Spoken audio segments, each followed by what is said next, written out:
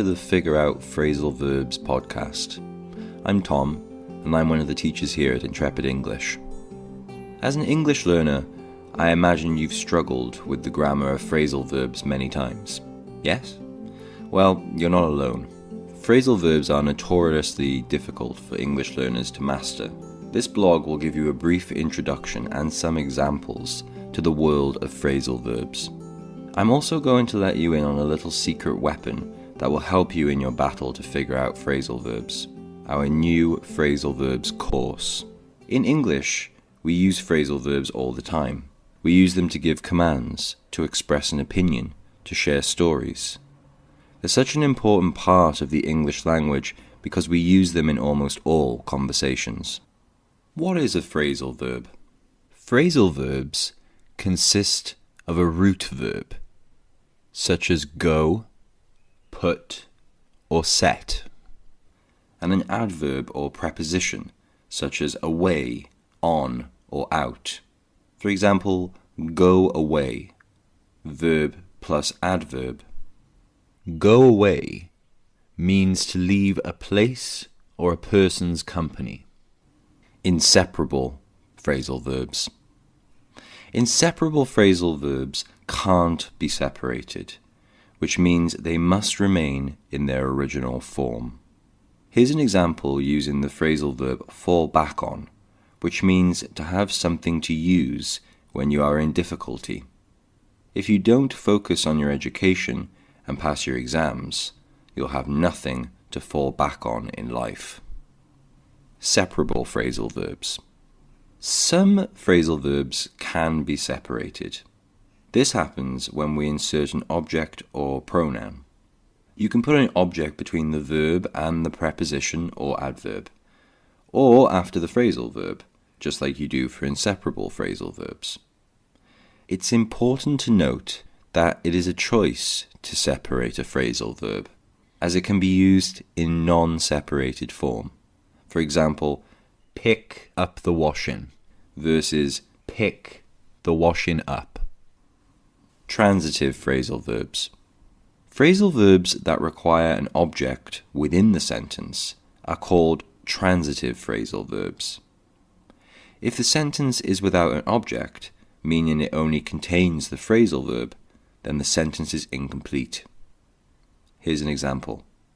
She looks after the dog. Intransitive phrasal verbs. Phrasal verbs which don't require an object in the sentence are intransitive. The sentence makes complete sense without an object. Here's an example. The car broke down.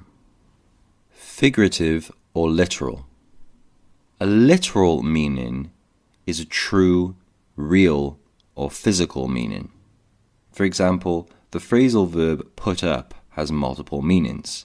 It can be both literal and figurative. Here's an example of a literal meaning. I need to put the posters up. In this context, by saying put the posters up, what I mean is I am putting the posters on the wall. I am literally putting them on the wall, so this is the literal meaning. A figurative meaning is a concept, idea, or metaphor. Here's an example. I'll put you up for the night. In this context, put up means to let someone stay the night. It is a figurative meaning, as no one is literally putting anyone or anything up. What to expect from the Figure Out Phrasal Verbs course? There are thousands of phrasal verbs in English, and it can be overwhelming for English students to learn each of them individually.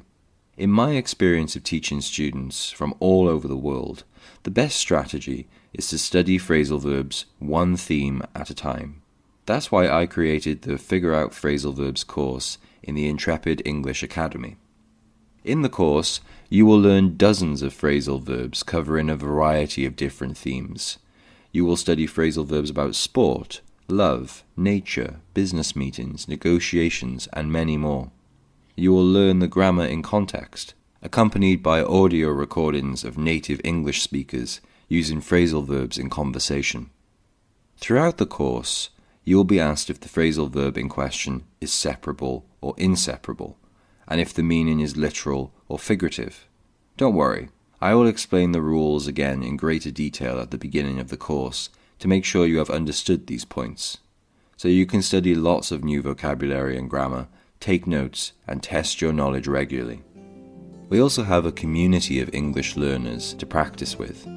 Write your own sentences in our Figure Out Phrasal Verbs forum, or book a lesson with one of our teachers who will correct any mistakes. You'll be confidently using new phrasal verbs in your English conversations very soon. If you have any questions, please post them in the comments section below or email us at Intrepid English.